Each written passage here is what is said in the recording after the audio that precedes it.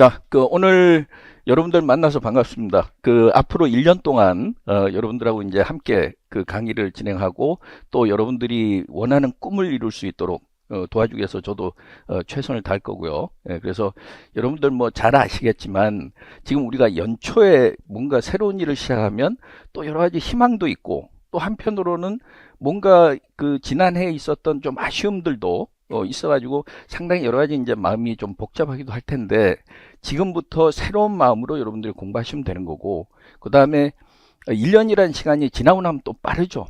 그래서 지금 현재 이제 뭔가 계획을 가지고 있고 그것이 또 나중에 1, 2월, 3, 4월 이렇게 지나가다 7, 8월부터 되면 마음이 좀 급해진단 말이에요. 그러니까 또 그때부터는 또 시험 준비에 거의 이렇게 몰두하게 되고 그러다 보니까 아무래도 기반 실력을 키우는 게 좀 약한 경우들이 많아요. 그래서 특히나 이제 영어학이나 영어 교육학 뭐 다른 선생님들하고 이렇게 공부를 하면서 이제 앞으로 어떻게 공부를 해야 되겠다는 걸 이제 어느 정도 방향을 가늠을 할 수 있었겠지만 일반 영어하고 문학 같은 경우는 제가 이제 앞으로 여러분들을 끌어가면서 같이 공부를 하게 될 텐데 처음에 가장 중요한 거는 영어 실력 자체를 키우는 게 중요한 것이지 일단 시험에 너무 초점을 맞추지 말라는 거예요. 그래서 특히 임용을 준비하는 분들이 지나치게 시험 공부에 매몰되다 보니까 시험에서 좋은 성과를 보지 못하는 오히려 역설이 생긴단 말이에요. 그러니까 그러지 말고 영어 자체를 잘할 수 있도록 그러면 일반 영어하고 문학이라는 것이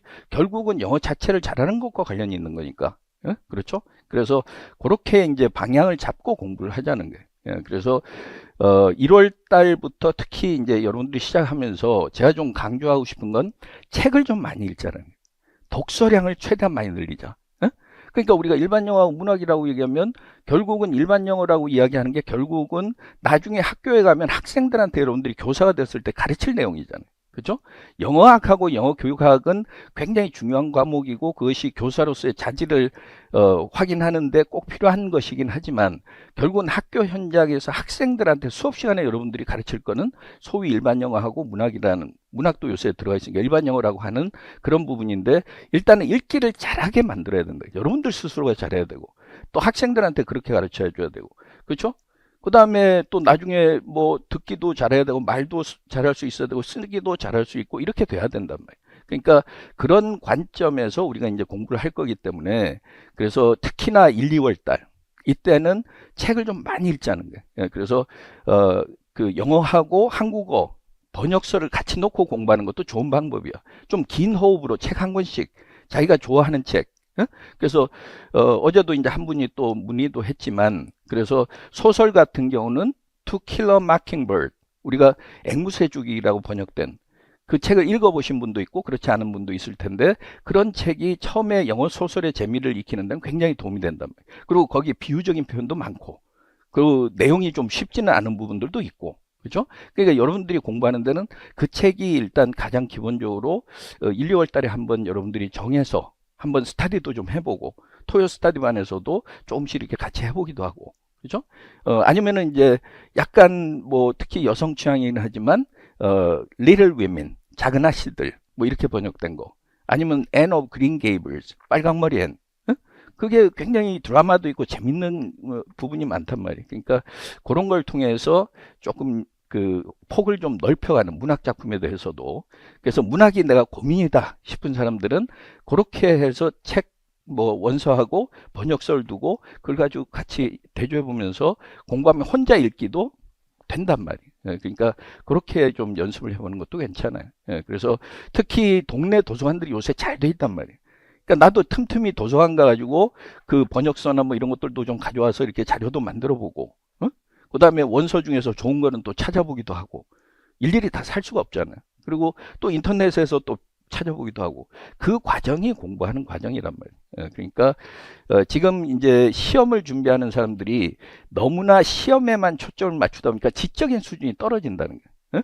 그러니까 여러분들 작년에도 시험 봤잖아요.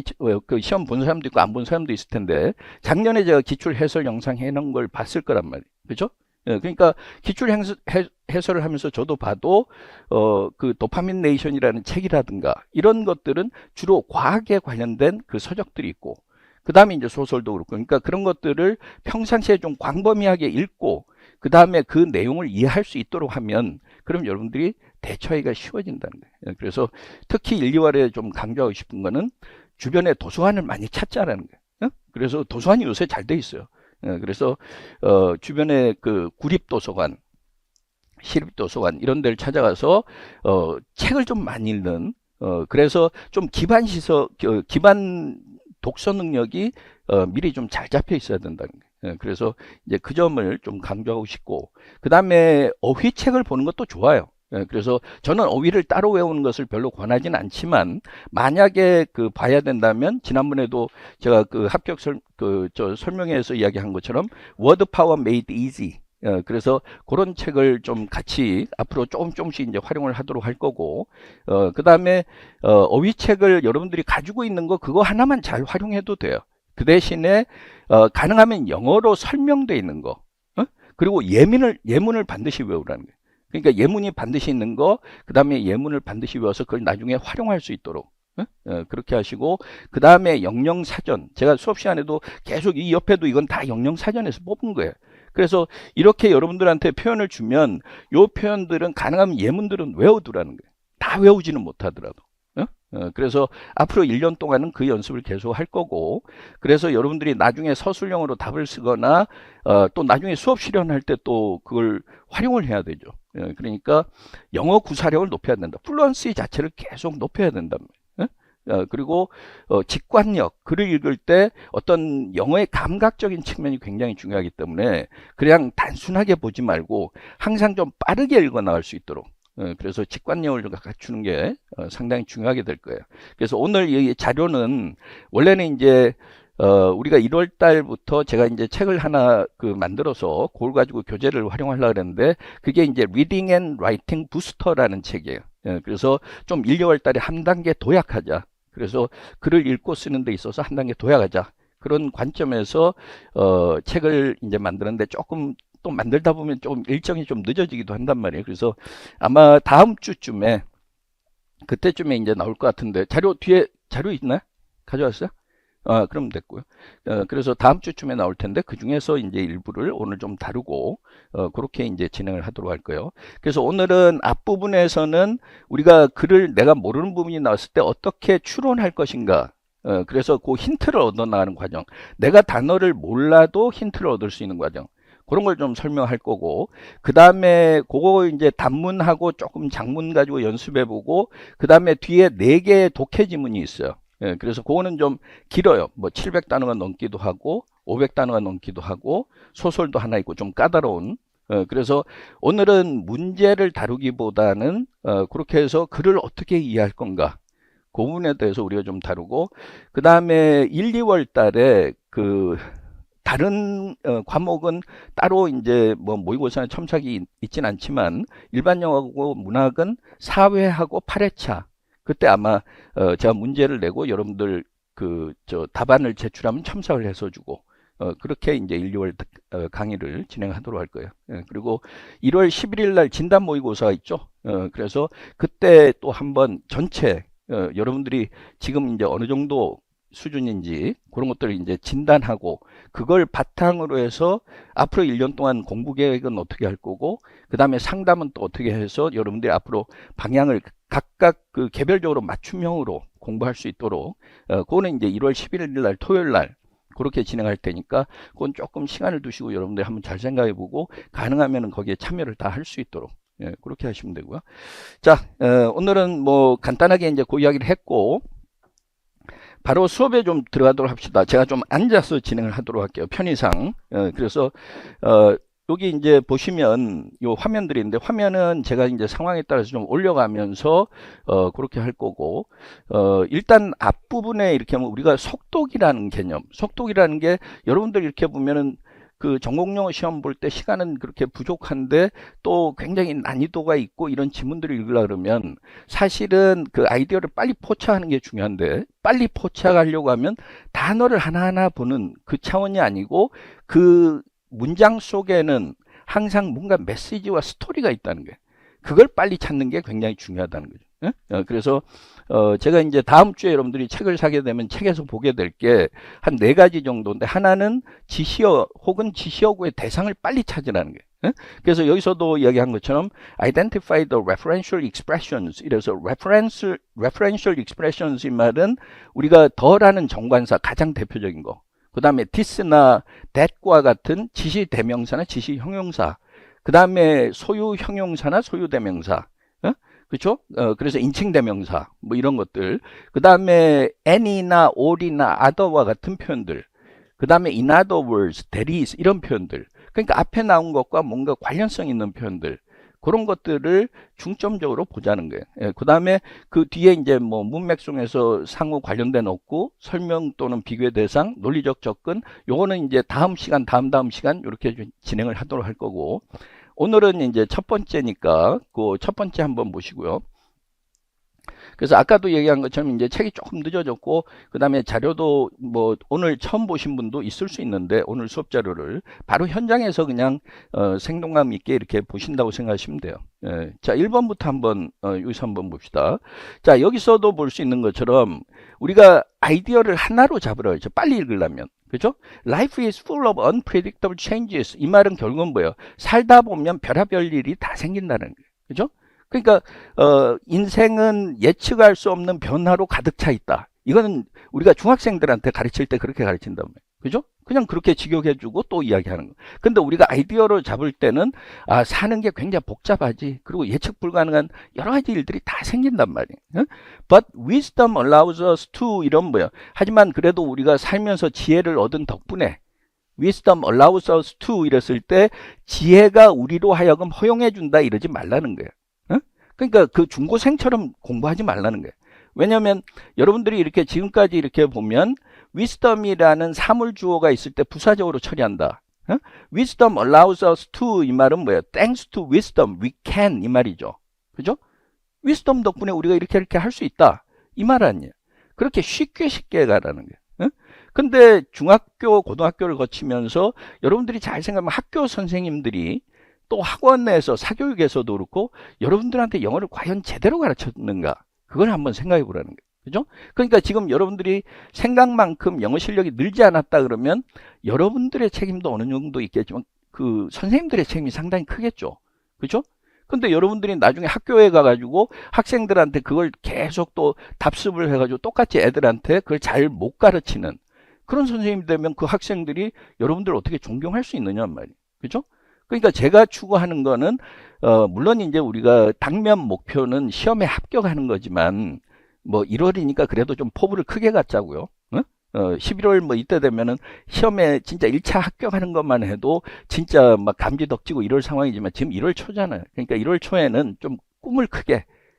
그래서 단순히 합격하는 거는 우리가 1년 안에 충분히 가능하다고 생각을 하고 그 다음에 결국은 실력 있는 교사가 돼서 학생들하고 학교 현장에서 같이 이렇게 즐겁게 또 같이 학교 생활도 하고 또 학생들한테 존경을 받고 나중에 학생들이 졸업을 하고 나서 그 선생님 진짜 그 실력 있고 훌륭한 선생님이라고 기억에 남고 동창들이 만나서 서로 이야기하고 찾아올 때 되면 또 스승의 날도 한 번씩 찾아오고 아니면 꼭 그런 날이 아니더라도 힘들 때마다 찾아오고 이런 관계가 되면 얼마나 좋겠느냐 말이에요. 그죠? 예, 그러니까 제가 생각하는 이상적인 교사상이라는 거는 물론 인격적으로 훌륭한 것도 중요하지만 일단 실력이 있어야 된단 말이에요. 그죠? 그러니까 인격과 실력 중에서 만약에 딱 하나만 고르라면 난 차라리 실력. 교사는 실력이 있어야 된다는 거예요. 인격은 딴 데 가서도 얻을 수 있는 거고. 그래서 그만큼 실력이 중요한데 실력이라는 건 내가 얼마만큼 공부하면서 그걸 토대를 잘 닦았고 그래서 그것이 이제 나한테 구현이 돼서 다른 학생들한테도 그걸 영향을 미칠 수 있냐 이 문제이기 때문에 그러니까 그렇게 생각하시고 조금 이제 생각을 좀 바꿔야 돼요. 문장을 볼 때마다 이걸 단순하게 주어 동사를 찾고 그 해석을 하는 그 차원이 아니라 물론 그거는 본능적으로 느껴져야 되지만 스토리를 찾으라는 거예요. 메시지를 찾으라는 거예요. 그리고 그렇게 되면 거기에 좋은 내용들이 많으니까 그걸 내가 자꾸 외워야 되는 거고 그러니까 외우다 보면은 자기의 그 나중에 말이나 글 속에서 이렇게 나올 수 있는 거고. 그러니까 그렇게 가야 돼. 예, 그래서 리딩하고 라이팅을 함께 한다고 생각을 하고 우리가 공부를 해야 되고 그러기 위해서는 라이팅을 할 때도 좀 이렇게 손으로 많이 써봐야 돼요. 필사. 그러니까 그 좋은 글은 자꾸 습작을 하듯이 소설가들이 습작할 때 좋은 작품을 계속 이렇게 처음에는 베껴 쓰는 것부터 시작해서 그 다음에는 자기 아이디어가 있으면 그걸 갖다 자기 나름대로 스타일을 이제 구현하는 것처럼 그렇게 해 나가고 그 다음에 문장들 많이 외워야 돼. 낭송 많이 하세요. 그리고 많이 들어보세요. 응? 그러니까 어떻게 보면 임용시험이 1차에서는 그냥 눈으로만 보고 손으로 쓰기만 하면 되는데 그게 필요 없을 것 같지만 그 내 직관력을 키우고 영어의 감을 키우는 데는 뭐 미국 그 드라마라든가 이런 드라마, 영화 그리고 뭐 노래를 들어본다든가 연극을 본다든가 연극도 예를 들어서 뭐 우리가 수업 시간에 다루고 그 다음에 실제 시험에 나오는 연극들도 유튜브에 영상들이 꽤 많단 말이에요. 즐겁게 공부할 수 있는 방법이 꽤 많아요. 그러니까 그걸 최대한 활용하라는 거예요. 그래서 오늘은 이제 특히나 첫 시간이니까 뭐 앞으로는 또 뭐 또 다른 이야기를 하겠지만 그래서 오늘은 조금 이렇게 가볍게 좀 이야기를 하자면 영어 자체를 다시 좋아할 수 있어야 된다.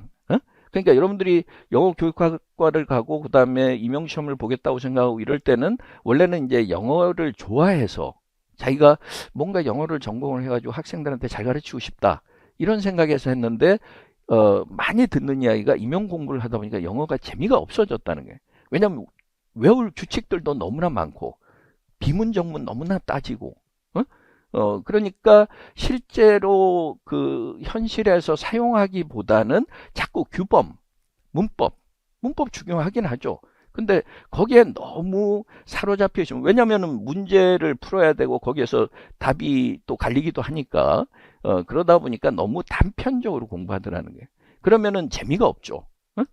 그러지 말고 문학 작품도 어렵다고 힘들다고 생각하지만 말고 막 슬픈 이야기 또 사랑 이야기 얼마나 많아요.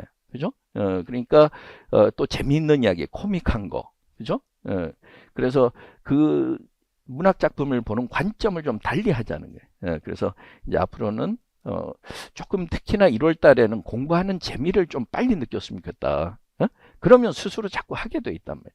그렇게 해서 영어가 내가 좀 전보다 나아지는 것 같다.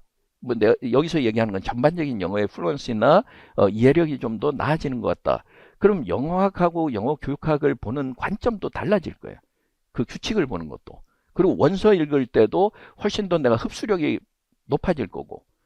그러면 거기에서 요약하기도 쉬운 거죠. 나한테 진짜 중요한 정보가 뭔지 그걸 파악하기가 쉽단 말이에요. 그래서 제가 생각하는 좀 이상적인 거는 저하고 공부하는 사람들은 나중에 합격을 해서 압도적 실력으로 합격을 해서 나중에 어느 학교에 가든지 저 사람한테 배운 사람들은 확실히 뭐 다르다 이런 느낌을 좀 가질 수 있도록 저도 노력할 거고 여러분들도 그런 관점에서 공부를 하자는 거예요. 그래서 처음에는 이제 조금 그렇게 조금 시험과 그 벗어난 이야기들도 내가 많이 할 거고 그 다음에 시험에만 국한되는 7, 8월 이상 가면은 우리가 생각하기 힘든 것들 그런 것들도 좀 해보고 그래서 조금 다양하게 좀 실험적으로 좀 해볼 생각이에요. 그래서 그러면서 여러분들이 영어를 보는 시각도 좀 넓히고 그래야 또 나중에 그 중고등학교 학생들한테도 뭔가 이렇게 좀 새로운 각도에서 보여줄 수 있으니까요. 그렇게 생각하시죠. 자, 뭐 이야기가 조금 이제 오늘 첫날에서 조금씩 중간중간에 이제 이야기들이 나올 수 있으니까 그거는 좀 여러분들이 잘 생각하시고 자, 이제 그래서 여기서 보면은 우리가 인생을 살다 보면 지혜가 있으니까 this uncertainty this uncertainty라는 게 뭐예요? 아까 life is full of unpredictable changes 이 부분이 this uncertainty라는 표현으로 이렇게 그 짧게 나오는 거죠. 그죠? 그러니까 이 두 가지는 같은 개념을 다른 식으로 좀 바꿨다는 걸 빨리 판단하자는 거예요. 그래서 거기 이제 빨간색으로 표시해 보라는데 자료를 좀 늦게 본 사람들은 그럴 시간이 없었겠지만 지금부터라도 이렇게 한번 보실 필요가 있어요. 그래서 navigate this uncertainty 이 말은 그러니까 이런 불확실성 이렇게 우리말로 꼭 그 직역을 할 필요 없이 아까 뭐라 그랬어요? 우리가 사는 삶은 예측할 수 없는 여러 가지 우여곡절이 많다. 그런데 우리가 지혜를 가지게 되면 이런 어려움도 당당하게 잘 헤쳐나갈 수 있다. with grace 이랬을 때 with grace라는 게 뭐 우아하게 이런 건 아니란 말이에요. 당당하게 당당하게라는 것도 with grace 이럴 수 있는 거죠. with confidence 자신감을 가지고서 이런 식으로 얘기할 수 있는 것처럼 그러니까 항상 영어에 대해서 이렇게 글을 읽으면서 우리말을 너무나 그냥 단어 위주로 생각하지 말고 빨리 전환하는 연습을 하면 여러분들이 나중에 아이디어를 빨리 습득을 할 수 있어요. 그러면 이제 오늘 조금 우리가 연습해보고 장문 독해 이렇게 보면 그냥 혼자 공부할 때보다는 좀 빠르게 이해할 수 있는 그런 눈을 좀 가지게 된단 말이에요. 그러니까 그렇게 생각하시고 자, 그러니까 life is full of unpredictable changes는 this uncertainty로 바꿨다는 거죠. 여기에서 볼 수 있는 게 이제 this인데 그 다음에도 this confusion 뭐 이렇게 나온다든가 this division 그죠? 그러니까 한 5개 정도를 제가 여기다 문장들 넣어놨는데 this upheaval 그 다음에 this deterioration 이런 식으로 그러니까 요거는 패턴은 같은 패턴이에요. 그러니까 같은 패턴의 문장을 한 5번 정도 연습하면 뭔가 공통점을 내가 이렇게 체감할 수 있단 말이에요. 그러니까 그걸 좀 이제 볼 수 있는데 여기서도 보면은 this confusion에 그럼 해당하는 건 뭐예요? Communication can often lead to misunderstandings 이렇게 얘기해서 우리가 친구하고 말하다 보면 어쩔 때 막 오해가 생기잖아요. 근데 오해가 생기는데 이 오해를 풀 수 있는 방법이 뭐예요? Clarifying our intentions. 내 의도를 명확하게 하는 거죠. 그죠? 그러니까 내가 명확하게 의도를 잘 설명하면 이런 오해를 풀 수가 있다. 그러면 confusion을 꼭 그 혼란, confusion은 뭐 혼동, 혼란, 혼선, 그 다음에 misunderstanding은 오해. 이러면 우리말에서는 다른 개념으로 이해하기가 쉽지만 영어는 동일한 개념이죠. 그러니까 misunderstanding이 결국은 confusion이고 그 다음에 그 여기서 unpredictable changes가 uncertainty죠. 그냥 change는 uncertainty가 아니죠.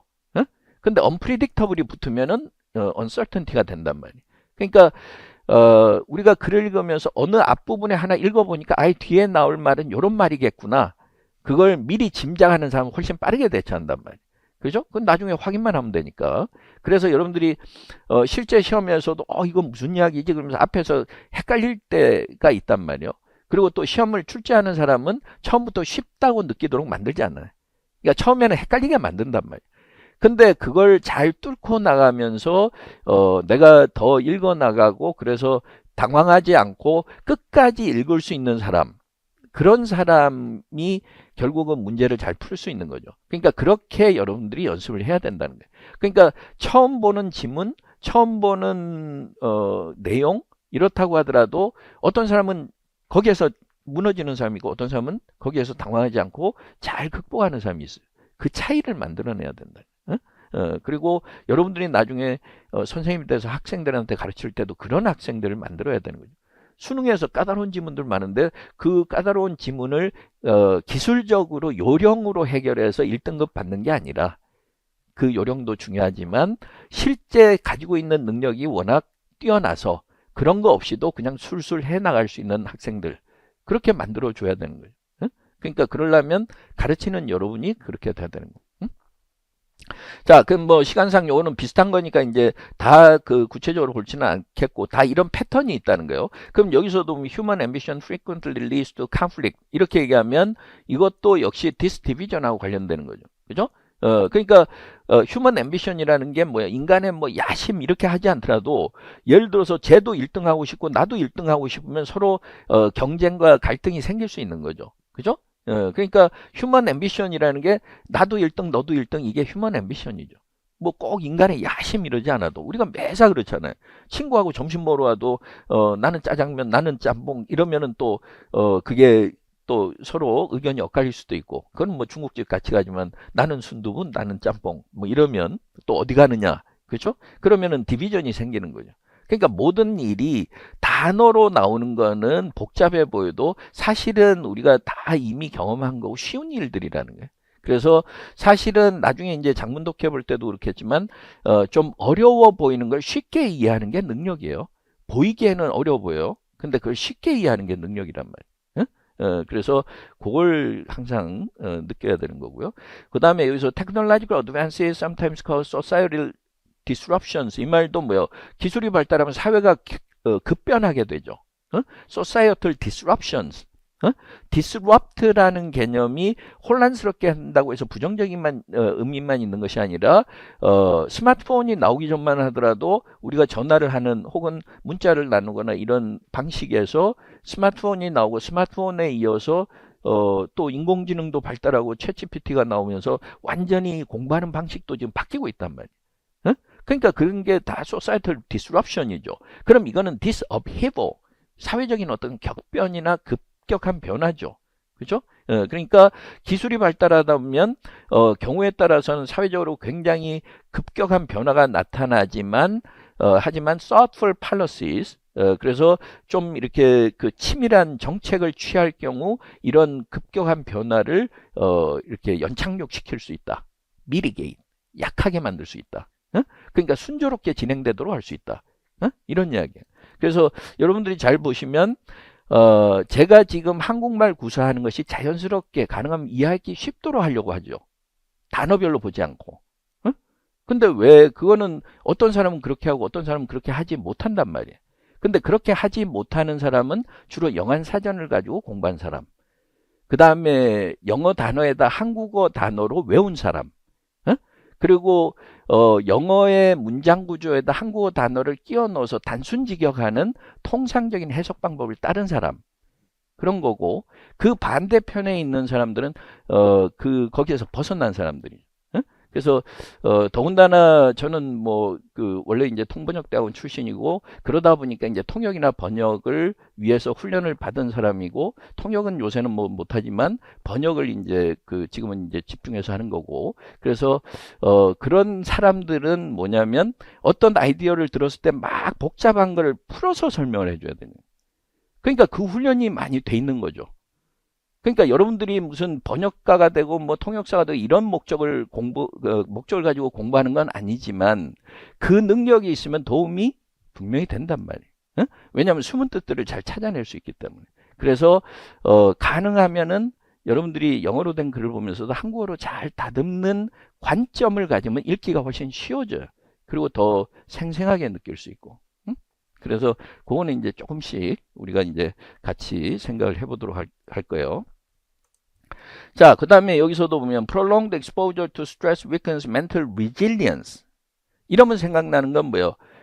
내가 스트레스 많이 시달리면 어떻게 돼요? 사람이 기진맥진하고 뭔가 이렇게 좀 기력을 회복하기가 힘들어진다는 거죠. 그러니까 뭐 mental resilience, 그럼 resilience 그러면 회복 탄력성 이렇게 막 직역을 해서 단어를 고정화시키고 이런 게 아니고, 물론 명사로 만들면 탄력성이라는 표현 혹은 회복 탄력성이라는 표현을 누군가 썼을 때 그게 이제 명사로는 되니까 그렇게 할 수 있지만, 그런데 자꾸 그냥 그걸 고지고대로 믿지 말라는 거예요. 한국어 표현을.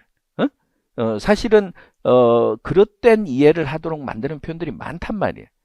그러니까 편의상 만든 거, 단어 하나로 편의상 만든 걸 문장에다 무조건 끼워 넣지 말라.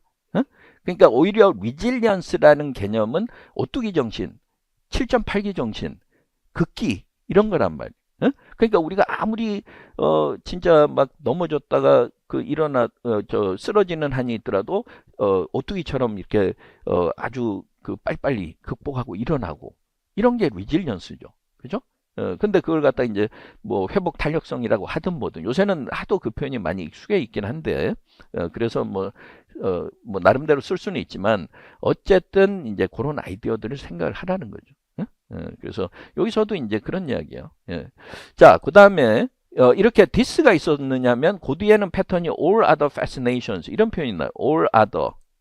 그 다음에 또 all other. 그러니까 비슷한 표현들을 조금 활용을 해서 만들어 봤는데 all other connections. 그 다음에 여기서도 보면은 뭐 마찬가지죠. 8번. 이렇게 보면 예를 들어서 이제 요 중에 하나만 보면 the bond between twins 이렇게 얘기해서 쌍둥이들은 굉장히 끈끈한 우애가 있단 말이에요. the bond between twins. 쌍둥이들은 굉장히 서로를 위하는 마음이 강한데 이건 all other connections 이러니까 connections하고 band는 같은 개념이라는 걸 알 수 있죠. 그죠? 그러니까 비교하는 거는 그 밖에 커넥션. 그러니까 쌍둥이들의 끈끈한 우애는 다른 형제나 혹은 뭐 부모 자식 간의 그런 뭐 감정보다도 훨씬 더 강하다. 이렇게 되는 거란 말이에요. 그러니까 제가 지금 여기에서 이 문장들을 통해서 좀 보여주고 싶은 거는 표면적으로는 다른 단어지만 우리가 서피스 레벨에서는 다른 단어지만 언더라잉 레벨, 그 이면의 본질적인 측면에서는 같은 개념이라는 거, 그걸 잘 생각하라는 게, 글을 읽을 때 그게 굉장히 중요하고, 그래서 나중에 이제 우리가 장문 독해할 때도 그때 한번 찾아보세요. 거기서.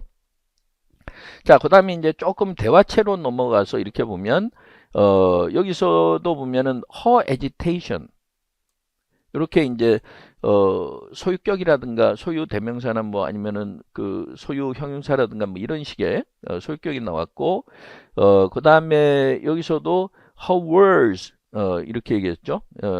그런 식으로 여기서는 이제 조금 또 달리 봐야 되지만, 여기 한번 보시면 I still find it perplexing that you've allowed such a trivial issue to perturb you. 이렇게 얘기했단 말이에요. 그러니까 여기에서는 such a you've allowed such a trivial issue to perturb you. 요 개념이 her agitation이죠. 그러니까 내가 보니까 별것도 아닌 거 가지고 너 너무 신경 쓰는 것 같아. 이렇게 얘기했단 말이에요. 그 리처드라는 사람이 그렇게 얘기를 하면서 waving away her agitation, ignoring her agitation. 이 여자가 지금 걱정하는 거는 별거 아니다.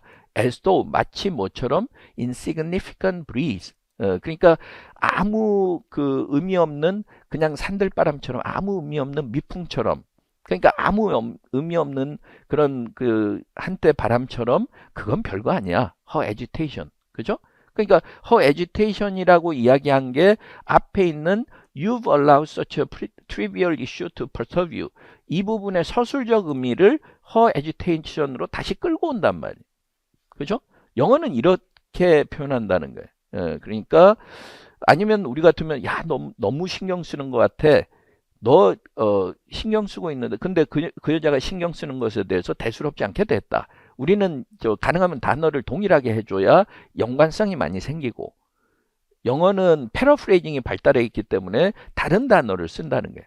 그러니까 여러분들이 한국어하고 영어의 가장 큰 차이 중에 하나는, 영어는 한국어는 통일성. 그러니까 우리 어머니 그러면 어머니가 뭐 이렇게 하셨다 그래야지 she라고 하고 뭐 미시즈 누구라고 하고 그다음에 그 my beloved mother 뭐 꼭 이런 식으로까지 하지 않아도 그렇죠? 그리고 또 이름을 쓰기도 하고 때에 따라서는 그다음에 my father's significant other 이러면 우리 아버지가 가장 사랑하는 반쪽 뭐 이런 식으로도 쓸 거 아니에요. 그러니까 그렇게 다양하게 쓰는데 우리말에서는 그렇게 안 한단 말이에요. 그게 그래서 한국말은 통일성이 있어야 돼요.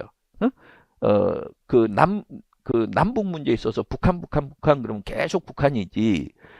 노스 코리아 이랬다가 더 노스라고 했다가 더 스탈리니스트 네이션, 더 허민 네이션. 더 스탈리니스트 네이션은 예전에 이제 그 북한에 대해서 그 마치 스탈린이 그 지배했던 압제 중심의 그런 독재 국가라 할 때는 더 스탈리니스트 네이션이라는데, 요새는 이제 그거 좀 뺐고, 그 다음에 더 로그 네이션 이러면 깡패 국가 이렇게 해서 그것도 한때 쓰다가 요새는 안 쓰고, 그 다음에 더 허민 네이션 그럼 은둔의 국가 이렇게 해서 그런 표현도 있었는데 외부 세계에 잘 공개가 안 된다 그래서, 그러니까 그런 게 차이란 말이에요. 그래서 영어는 하나 꼭 여러분들 앞으로 글을 읽을 때 굉장히 중요한 게, 영어는 다양성, 한국어는 통일성. 그러니까 한국어는 한 표현을 계속 가져간다. 영어는 패러프레이징이 발달해 있다. 그게 여러분들이 소설을 읽거나 이럴 때도 굉장히 중요해요. 그래서 그거 하나는 꼭 기억을 할 필요가 있어요. 자, 여기서도 이제 그런 이야기고, 그 다음에 I cannot comprehend why this has stirred such a tempest within you 이렇게 얘기해서, this has stirred such a tempest within you 이 말은 네가 왜 이렇게 마음에 지금 화가 나 있는지 모르겠어 이런 이야기죠. 그러니까 이것도 이 일이 네 마음속에 such a tempest, tempest는 뭐예요? 뭔가 거대한 태풍 같은 거죠. 폭풍이나. 그죠? 그러니까 폭풍을 일으켰다 이러지 말고, this has stirred such a tempest within you 이 말은 you are extremely angry 이 말이죠. 그렇죠? I cannot comprehend why you are extremely angry 이런 이야기야. 네가 왜 이렇게 화나는지 모르겠다. 아니면은 뭐 you are extremely excited 이래서 흥분해 있거나 agitated 이런 이야기. 그러면서 클라라가 그렇게 얘기하면서 이야기하는데 her words 그 여자가 이제 상대방을 나무라는 그 이야기가 cutting through the tension cutting through the tension 이러니까 여기서 이렇게 보면은 그 어떤 그 갈등의 상황에서 그 갈등하고 있는 상황에서 이 목소리가 울려 퍼졌다.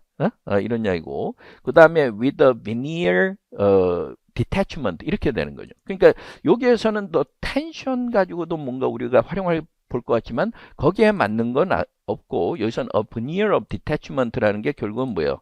여기서 보면 I cannot comprehend 이 부분은 veneer of detachment도 되는 거죠. 그러니까 veneer라는 게 우리가 베니어 합판 이렇게 얘기하는 거죠. veneer라는 건 얇게 해서 그 밑에 뭔가를 숨기고 있을 때 이면에 그런 이야기. 예, 그래서 여기서 veneer는 한번 여러분들이 표현을 볼 필요가 있는데 여기 한번 소리내서 읽어볼까요? She dropped the veneer of sophistication. She dropped the veneer of sophistication. 이렇게 얘기하면 뭐예요? 자기가 뭔가 이렇게 굉장히 세련된 척 하다가 그걸 한순간에 그냥 민낯을 노출해 버렸다 이 말이죠. 민낯을 보였다. 한동안 세련된 척 하다가 민낯을 보였다. 요거는 여러분들 그 표현 자료가 11페이지부터 13페이지에 있어요. 그거 아마 두 가지 이렇게 따로 줬을 텐데 11페이지부터 없으면 여기 앞에서 받아가시고 본문은 지금 1페이지부터 10페이지고 표현 자료는 11페이지부터 13페이지야. 예, 그래서 이제 그런 식으로 그 다음에 she managed to hide the corrupt dealings under veneer of respectability. under veneer of respectability 이런 표현들도 우리가 좀 직관적으로 판단해야 된다. 그러니까 veneer라는 게 아까 뭐라 하느냐면 뭔가 말하거나 행동하는 방식인데 그걸 통해서 사람들한테 뭔가 이렇게 착각하게 만드는 거. 그러니까 우리가 마음속으로는 뭔가 쟤에 대해서 내 친구에 대해서 안 좋은 감정인데 그 앞에서는 그래도 웃는 낯으로 하면 그게 veneer죠. veneer. 그런 이야기란 말이에요. 그러면은 두 번째 문장 한번 여기서도 소리내서 읽어볼까요? She managed to hide the corrupt dealings under veneer of respectability. 이 말은 그럼 두 가지의 개념을 보면 어찌어찌해서 자기가 굉장히 뭔가 이렇게 다른 사람하고 부정부패한 결탁을 했었는데 부정한 방법으로 뭔가 거래를 했었는데 그걸 숨겼다. 그럼 under veneer of respectability 말은 그 veneer of respectability 아래에 숨기고 있는 거니까 겉으로는 어떻다는 거예요. 겉으로는 자기가 막 성인군자인 척하면서 겉으로는 자기가 착한 사람인 척하면서 그러니까 겉으로는 자기가 아무런 문제가 없는 척하면서 속으로는 꿍꿍이 속이 있어가지고 나쁜 방법으로 거래를 했다 이 말이에요. 그러니까 under veneer of respectability 이런 표현 나오면 여러분들이 이 표현들을 자꾸 손으로 써봐야 되는 거예요. 그래야 veneer의 개념을 익힌단 말이에요. 그러니까 veneer에 대해서 한국말로 딱 설명하기가 쉽지가 않아요. 그러다 보니까 그냥 단편적인 단어만 쓰게 된단 말이에요. 그러니까 그러지 말고 이런 예문 정도는 두 개의 예문을 veneer가 나오는 그러니까 she dropped the veneer of sophistication 이 말은 겉으로는 자기가 세련된 척 하다가 나중에 그냥 뭐 아랑곳하지 않고 행동을 했다. 아니면은 세련된 민낯을 벗어버렸다. 세련돼 보이는 민낯을 벗어버렸다. 이런 식이에요. 그러니까 이런 문장들이 우리가 빨리 처리하기가 쉽지 않단 말이에요. 자꾸 헷갈린단 말이에요. 그럼 만약에 본문 여러분들이 시험을 보는데 본문 중에 이렇게 나와서 이거 설명하라 그러면 그 서술형을 쉽게 설명하기가 힘들다는 거죠.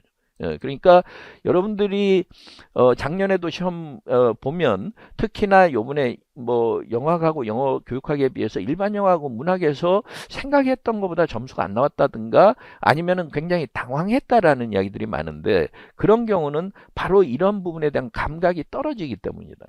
이런 부분에 대한 감각이 떨어지는 이유는 조금 너무 지금까지 전통적으로 그냥 단어 개수를 늘리는 공부 그 다음에 기출을 분석한다 하면서 동일한 지문을 지나치게 많이 보는 그래서 차라리 그걸 갖다가 익힐 정도고 외울 정도는 모르는데 그냥 남들이 기출한다고 하니까 기출 분석한다든가 근데 영어학하고 영어 교육학의 기출 분석은 패턴을 바꾸어서 같은 내용이 다른 경우로 나올 수 있죠.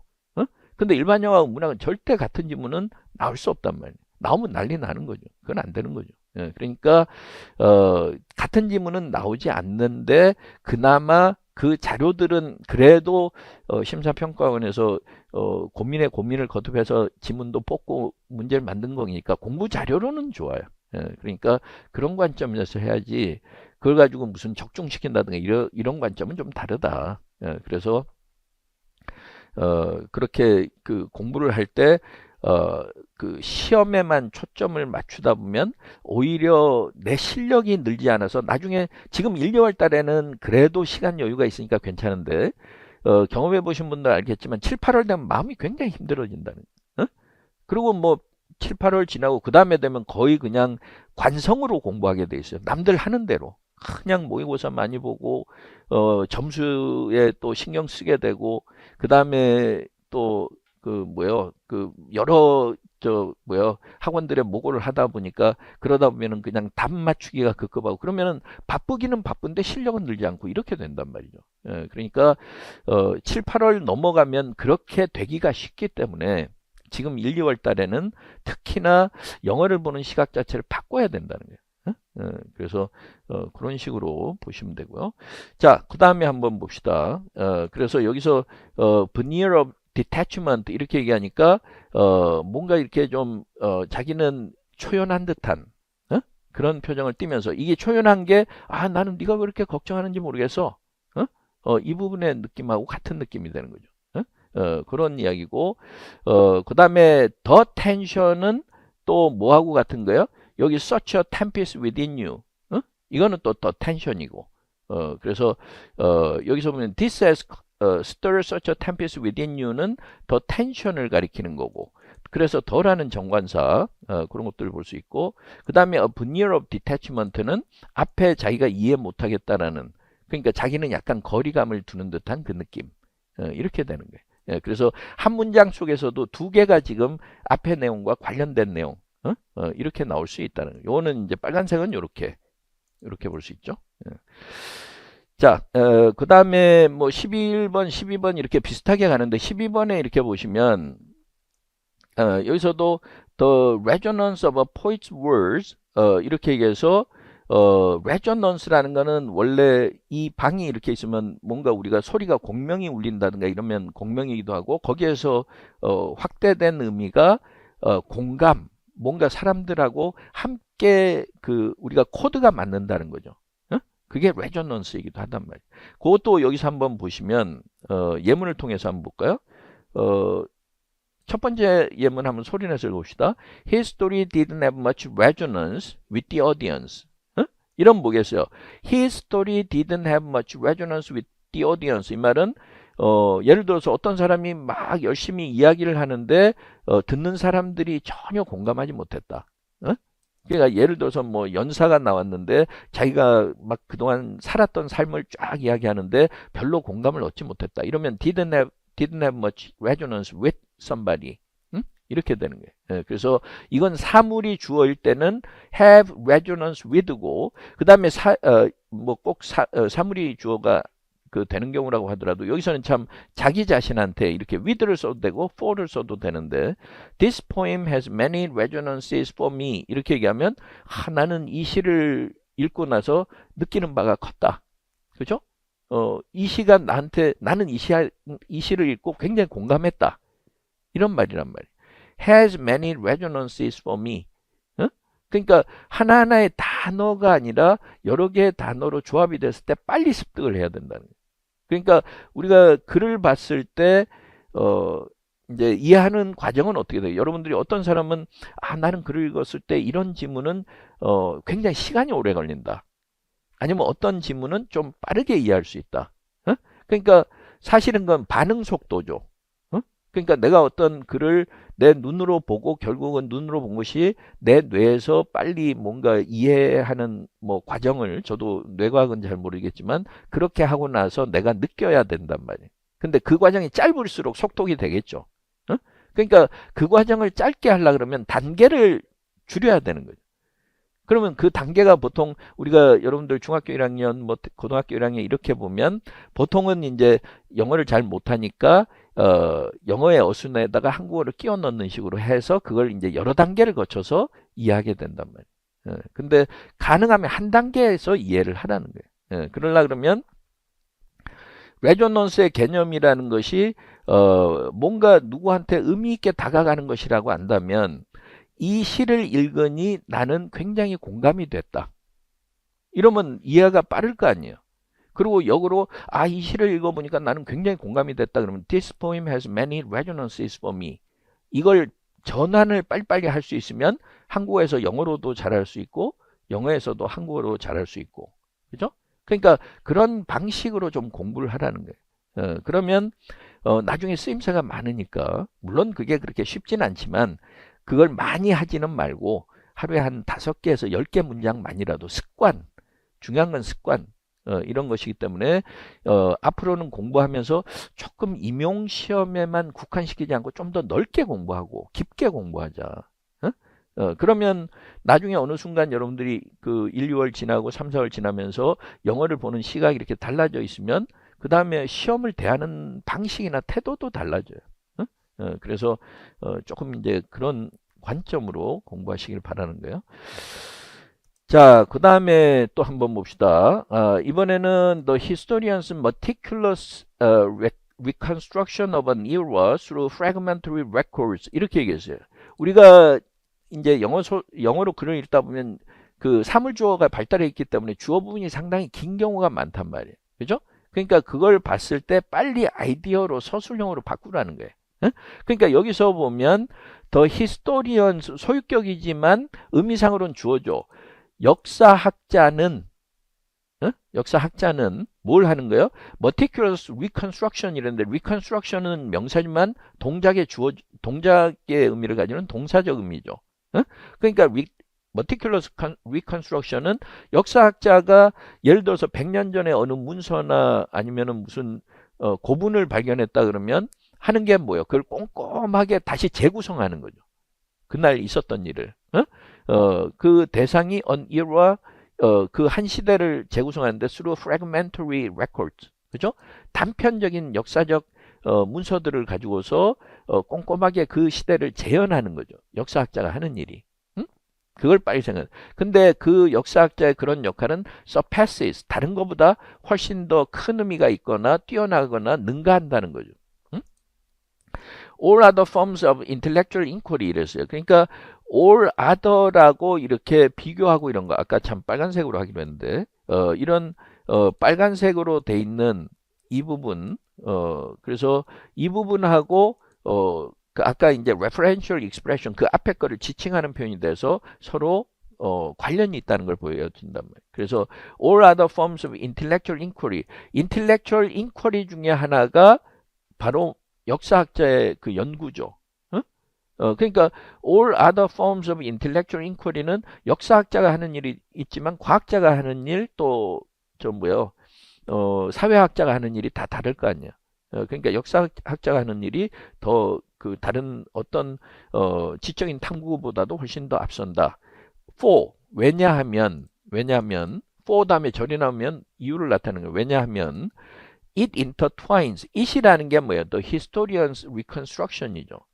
그러니까 역사학자가 이렇게 그 연구를 하면서 재구성하는 게 재구성할 때는 일단 역사적 증거가 있어야 되죠.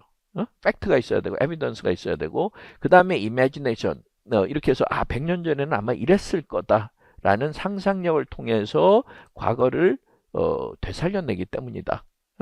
이런 이야기예요. 그래서 역사학자의 역할이 다른 어떤 학문에 종사하는 사람들보다 더 치밀하고 그 다음에 의미가 있다. 이런 식으로 얘기할 수 있는 거죠. 그러니까 그런 것도 되고요. 자, 요거는 이제 아까 우리가 쌍둥이들도 나왔었는데 요거는 이제 형제간인데 여기서 보면 the bond shared between siblings who have endured life's hardships together 요 부분이 이제 주어가 되는 거죠. 그러니까 우리가 산전수전 다 겪으면서 인생의 희노애락을 만약에 형제가 함께 나눴으면 그러면 두 형제 간의 우애는 resist comparison to 이러니까 이거하고는 비교를 할 수가 없을 정도다 이 말이에요. 그 다음에 any other human connection 다른 어떤 관계하고도 비교가 안 된다 이 말이에요. 그러니까 any other human connection이 아까 connection은 더 반드하고 그 서로 긴밀하게 관련이 돼 있다 그랬죠. 그래서 이제 그런 이야기고 for 왜냐하면 it is tempered by shared suffering and unspoken understanding 이렇게 얘기했어요. 그러니까 이시라는 게 더 반드죠. 그러니까 희노애락을 함께 경험한 그 형제간의 끈끈한 우정, 끈끈한 뭐 우애. 그러니까 우애는 템퍼는 기본적으로 어떤 의미가 있어요? 약화시킨다는 의미도 있고. 근데 약해진다 그러면 안 되잖아요. 강해진다고 해야 되잖아요. 그러니까 한 단어 내에 서로 상반된 의미가 있을 때가 있단 말이에요. 템퍼는 주의해야 돼요. 그래서 it is tempered by 그 다음에 템퍼를 만약에 헷갈린다 그러면 share suffering and unspoken understanding 이 말은 형제 간에 서로 고통이 있으면은 그 고통을 함께 나누고 말은 안 해도 눈빛만으로도 서로 이해하고 그러면은 그 형제 간의 우애가 약해진다 강해진다 어떻게 되겠어요? 강해진다가 돼야 되는 거예요. 그렇죠? 나는 템퍼를 약화시키다라는 의미로만 알았다 그래도 이거는 뭔가 다른 의미일 가능성이 높다 이렇게 생각을 해야 돼요. 그러니까 내가 알고 있는 단어를 고정시키지 말고 내가 알고 있다고 생각하는 단어가 나오는데 의미가 다르면 그건 빈칸으로 생각을 하라는 거예요. 그리고 추론을 하라는 거죠. 자, 템퍼는 두 가지가 있는데 하나는 우리가 그 철을 재련하거나 이럴 때 그 뭐 예전에는 대장간에서 막 그 철을 뜨거운 그 불에다가 넣었다가 나오면 막 두드려 가지고 그걸 갖다 이제 더 단단하게 연마를 하죠. 그것도 템퍼고. 그래서 여기서 보시면 테크니컬한 느낌으로는 to cause something to become hard or strong by hitting it and cooling it. 이래서 철이나 유리 같은 걸 더 단단하게 하는 거예요. 그래서 예를 들어서 유리라고 한다면 the glass must be properly tempered. 이렇게 얘기하면 유리는 그 적당한 온도에서 그 적정한 재련 과정을 거쳐야 된다. 혹은 강화 과정을 거쳐야 된다. 적당하게 강화 연마 과정을 거쳐야 된다. 이런 이야기죠. 그런 이야기고 또 템퍼는 또 약하게 만든다는 의미도 있으니까 여기서 한번 읽어보실까요? He tempered his criticism with few words of encouragement. with a few words of encouragement. 이 말은 처음에는 나무라다가 좀 안 됐다 싶어서 나중에는 몇 마디 격려를 해줬다. 이걸 갖다가 그의 비판을 이러이러한 몇 마디 격려의 말로 누그러뜨렸다. 이렇게 구태하지 말라는 거예요. 처음에는 이렇게 상대방을 비판했다가 나중에는 격려해줬다. 이렇게 되는 거고. 그 다음에 요거는 뭐예요? 여기 한번 좀 짧은 예문이 있는데 한번 읽어보실까요? He believes in justice tempered with mercy. 이거는 무슨 말이에요? He believes in 이러니까 우리가 그냥 believe가 아니라 believe in은 어떤 신념이나 종교적 신념이라든가 in이라는 전치사가 들어가 있을 때는 자기의 원칙이나 신조 이거고 justice tempered with mercy 이런 뭐예요? 그걸 한번 생각해 보세요. 이거는 풀어서 설명을 해야 되는 거예요. 풀면 어떻게 돼요? 자비가 있는데 어?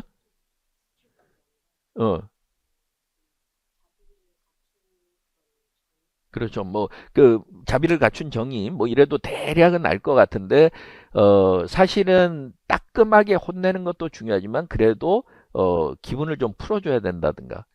그러니까 잘못한 것은 분명히 지적하는 게 옳다고 생각하지만 그래도 동정심이나 연민의 감정을 잃어서는 안 된다라는 신념을 가지고 있다는 거예요. 그렇죠? 그러니까 만약에 여기 he believes in justice tempered with mercy 이 말은 justice라는 게 뭐예요? 정의라고 하는 건 뭐예요?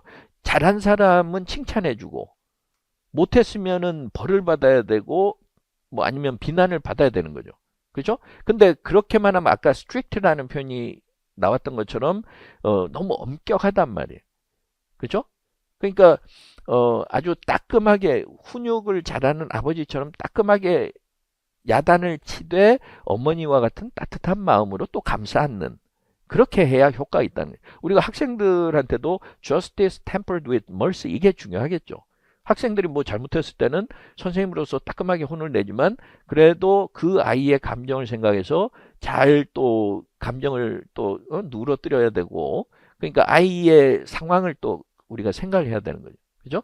그러니까 혼낼 때는 따끔하게 그러면서도 따뜻하게 이 말이란 말이에요. 그러니까 그런 아이디어들을 자꾸 생각하면 표현하기가 그 조금 더 쉬워지고 나중에 여러분들이 중학생한테 이 문장을 설명을 해야 될 거 아니에요.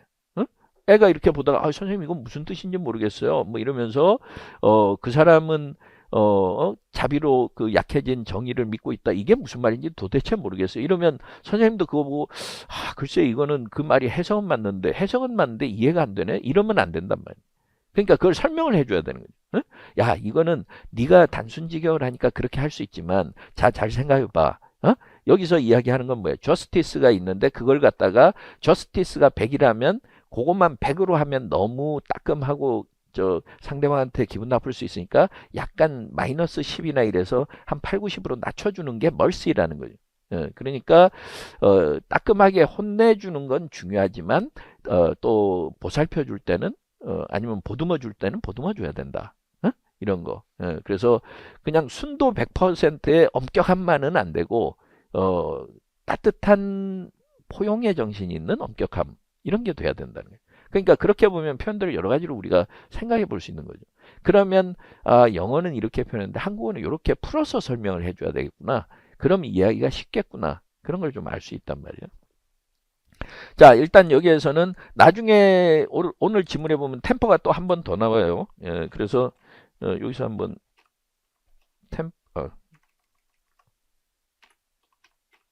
템퍼 이렇게 보면 여기서는 이제 뒤에 장문독해서 이렇게 보면 I realize it's easier to teach women to increase their swagger 이렇게 얘기했는데 내가 볼 때는 여자들한테 스웨거라는 게 뭐예요? 힙합하고 이런 사람들이 스웨깅하고 뭐 이렇게 막 자기가 잘난 척하는 거죠. 그러니까 confidence인데 over confidence. 그러니까 여자들이 뒤에 내용을 보면 여자들이 너무 자신감이 부족하다. 사회적인 어떤 교육의 여파로 남자들은 조금만 별로 잘 못해도 막 자기가 잘하는 척하고 여자들은 잘하는데도 주눅 들어 있고 이런데 스웨깅을 좀 많이 해야 돼요. 여자들이 이제는 자기도 당당하게 내가 잘한다는 걸 보여줘야 된다. 그런데 그걸 가르치는 게 쉽지만 이거는 그렇게 쉽지 않다라는 거죠. 그러니까 여기서 it's easier than 이러니까 to 다음에 하는 게 쉽지 이건 어렵다 이래야 되는 거죠. 아니면 요거는 요거보다 요게 쉽다. 이렇게 하는 방법이 있고 근데 앞에서부터 하면 여자들한테 좀 자신감을 가지라고 이야기하는 게 더 쉽지 이거는 힘들다 이래야 되는 거죠. 그 다음에 다 큰 남자들한테 their swagger 여기서 swagger는 their swagger니까 their's는 남자들이 막 의기양양해서 20대 넘어가지고 내가 뭐 남들보다 잘하고 있다고 이런 거를 여기서 템퍼는 강화시키는 거예요, 약화시키는 거예요. 약화시키는 거죠. 약화시키는 거예요.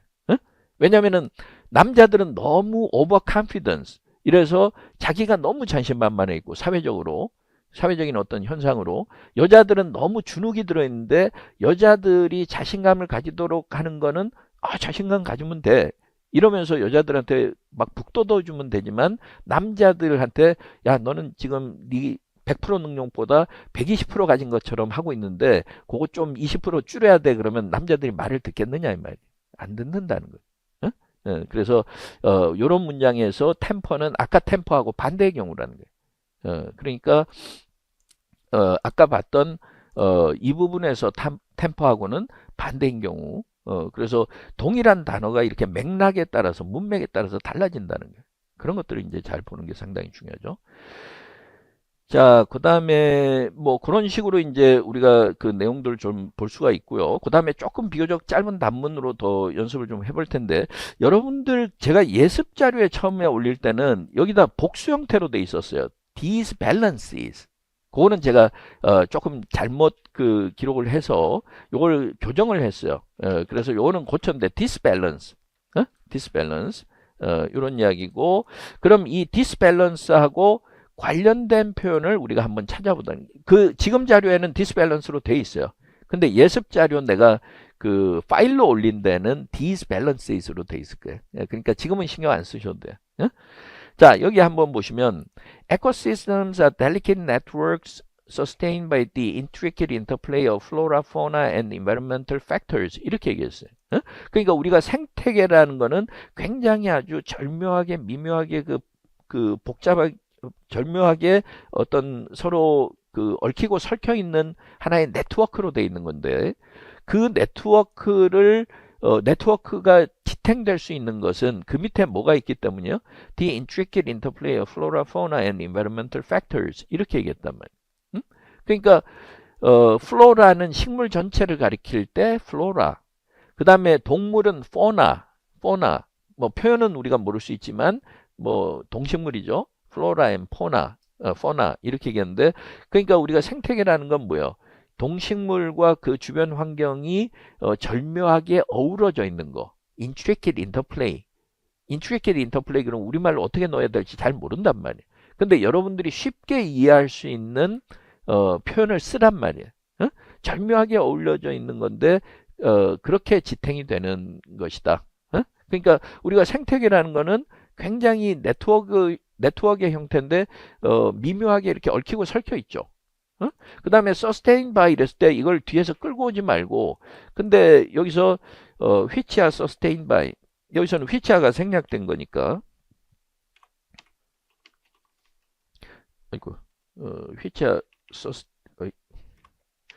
sustained by 이렇게 됐을 거 아니에요. 그렇죠? 그러니까 이렇게 수동태 형태로 돼 있어서 뒤에서 꾸며주는 형태인데 그 기본적으로 이 글을 읽을 때도 생태계는 굉장히 그 아주 얽히고 설켜 있는 네트워크 형태인데 그걸 지탱해 주는 거는 바로 이런 요소다.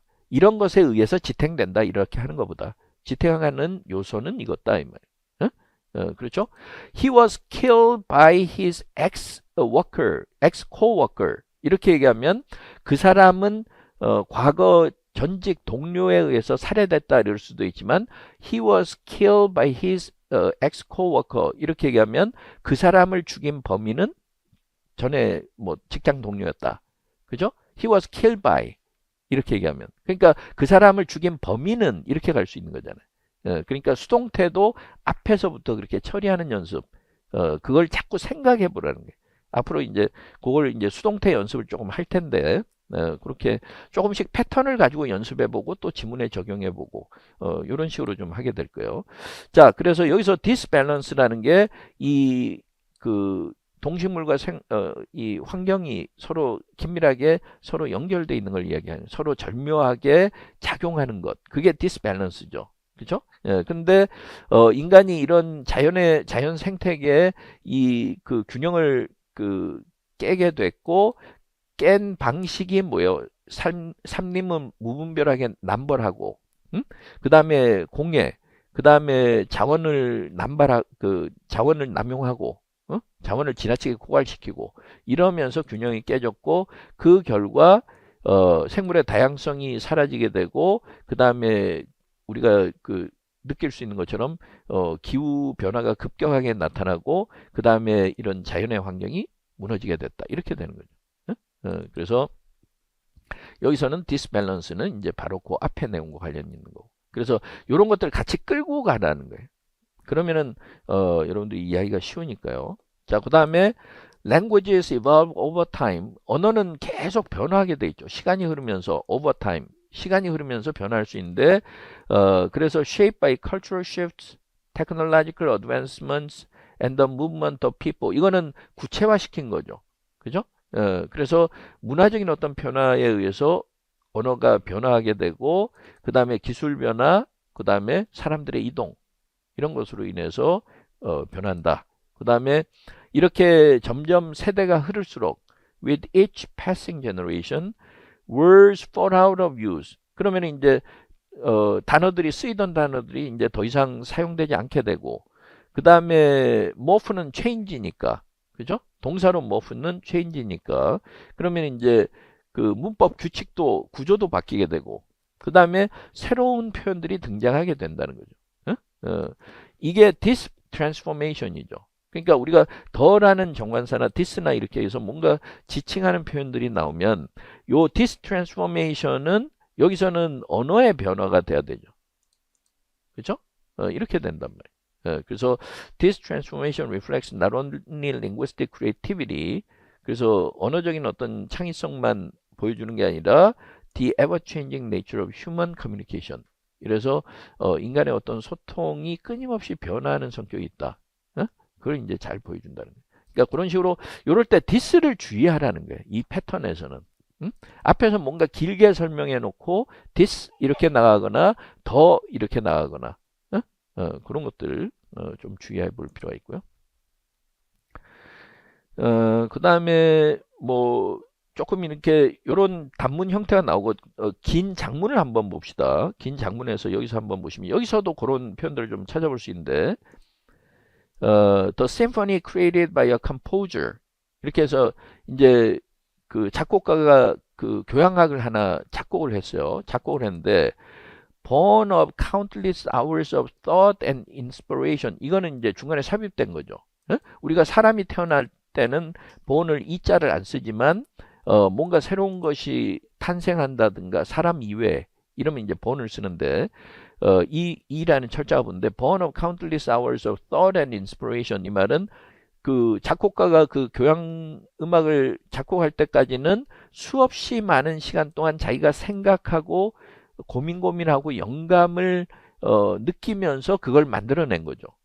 근데 이 음악이 stands apart from all other manifestations of human creativity 이렇게 얘기했는데 아까 우리가 this나 더 말고 all other, any other 이런 표현들도 서로 관련성이 있는 그 지시어가 된다 그랬어요. 그죠? 그러니까 all other하고 대비되는 건 뭐예요? 그 심포니가 돼야 되겠죠. 그죠? 그래서 여기서는 the symphony 이것이 all other manifestations of human creativity하고 대조적 개념이 되는 거예요. 그래서 다른 인간의 창의성을 발휘할 수 있는 다른 문학이나 이런 것과는 대비가 된다. 그래서 뭐 그림도 그렇고 이제 그런 이야기고 그 다음에 unlike the transient melodies of a folk song or the structured repetition of a pop anthem 이거는 이제 아까 다른 점을 이야기하는 거죠. 그래서 그 여기서는 어떤 그림이나 이런 것보다 음악 중에서도 우리가 이제 민요는 이렇게 흥겨운 혹은 익숙한 멜로디가 있고 그 다음에 팝 앤썸 같은 경우 앤썸이라는 건 우리가 이제 뭐 내셔널 앤썸 그런 국가 우리도 애국가 이런 거지만 팝 앤썸 이러면 뭐 테일러 스위프트의 뭐 유명한 노래라든가 이런 거는 굉장히 누구나 다 쉽게 공감하고 따라할 수 있는 이런 거는 이제 팝 앤썸이란 말이에요. 그죠? 그러니까 그런 팝 앤썸 말하자면 유명 대중가요의 뭐 팝 음악의 structured repetition 이렇게 얘기해서 뭔가 구도가 딱딱 맞아떨어지고 그 반복되는 우리가 후크송이라고 하죠. 계속 이제 후렴이나 이런 게 중독성이 있잖아요. 팝은 그러니까 그게 더 structured repetition이에요. 더 structured repetition 이러면 뭔가 체계적으로 구조를 통해서 반복된다는 거죠. 그러니까 귀에 쏙쏙 들어오는 멜로디가 계속 반복되는 그와는 달리 심포니는 an epic narrative라 그랬어요. 그래서 뭔가 그 대하 드라마처럼 이렇게 서사를 가지고 있는 그런 음악이다 이렇게 했고 그 다음에 우리가 그 악장으로 돼 있죠. 뭐 4개 악장으로 돼 있다는 무브먼트는 악장이니까 각각의 악장에서는 a chapter in a story that transcends time 이렇게 얘기해서 a story that transcends time이 뭐야? 아무리 시간이 흘러도 계속 살아남는 이야기는 뭐예요? an epic narrative죠. 그죠? 대서사시 같은. 그래서 그 한 챕터를 보여준다. 그러니까 마치 우리가 일리아드나 이런 그 호머가 쓴 그 에픽 내러티브처럼 교향곡에 말러의 무슨 교향곡이다 그러면 뭐 4개 악장이 있다든가 그게 하나하나의 챕터의 역할을 한다는 거죠. 그러니까 심포니는 이제 그런 역할을 한다는 거고 그 다음에 its uniqueness는 다른 human creativity 이와는 차이가 있는 점이 바로 어떤 점이 있다 그랬어요? It intertwines harmony and dissonance. 그러니까 우리가 뭔가 그 서로 조화를 이루고 화음을 이루면 또 불협화음이 있죠. dissonance. 그 다음에 뭔가 질서정연한 곡의 진행이 있으면 때로는 굉장히 아니면 뭔가 이렇게 불규칙한 변화가 나타나기도 하고 그러면서 forging a language that speaks directly to the soul 이렇게 했는데 이때 language는 뭐예요? 이때는 음악의 언어죠. 그죠? 그래서 우리의 심금을 직접 울리는 그런 음악의 언어 그게 결국은 음악이 만들어진다. 여기서 language는 진짜 language가 아니라 심포니 그죠? 심포니가 된다는 거죠. 자, no other form of artistic expression. 그러니까 이것도 아까 all other manifestations of human creativity처럼 이것도 심포니하고 대조적인 개념을 위해서 이렇게 만들어놨어요. 그래서 이런 걸 통해서 such mathematical precision with emotional depth. 여기서 mathematical precision에 해당하는 거는 아까 나왔던 게 뭐가 있죠? 아까 order, 그 다음에 harmony. 이런 것들은 뭔가 화음을 이루고 질서정연한 느낌이니까 매스메리컬한 거죠. 수학적으로 이렇게 딱딱 계산된 것처럼 그거하고 그 다음에 emotional depth라는 거는 그 교향곡을 들으면서 뭔가 이렇게 감정적으로 막 굉장히 슬픔과 분노와 환희를 느끼고 이런 emotional depth 그죠? 그런 것들도 같이 이제 그 결합하고 있다. 이런 이야기고 그렇게 그런 과정을 통해서 이 교향곡을 듣는 사람들은 나름대로 자기 관점에서 그 교향곡을 이해하게 된다는 거죠. 그런 이야기고 그 다음에 the symphony's power to evoke universal truth. universal truth하고 interpret its meaning in their own way. 이거는 좀 각자 자기 개성에 맞춰서 이해하는 거고 그죠?